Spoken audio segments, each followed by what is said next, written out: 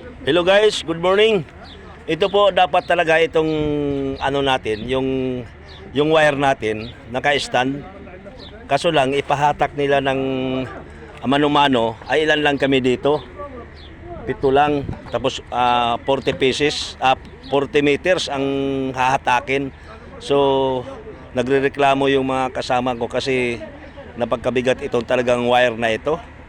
Basta pag tanso na pagkabigat. So yan po ang aming problema ngayon. So kailangan namin mag-request ng boom truck para may hanger namin ito, may stand. Kailangan talaga. So ito po talaga ang trabaho ng mga electrician. Kami po ay hindi naman talaga electrician. Ay ako, yung mga kasama ko mga electrician. So nagreklamo sila. Dapat talaga na naipwesto ito ng maayos. So dikit-dikit po kasi ang cable dito, nakarolyo. So nahihirapan kaming maghatak. Ayan o.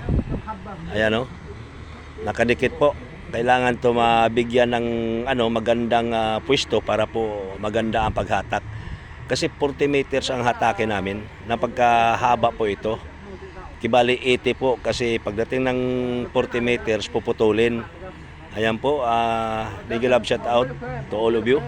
Sana po mapanood ninyo ito at masubscribe nyo at magugustuhan ninyo ang aking mga sinasabi. Yan po, mega love shout out to all. Thank you so much. God bless.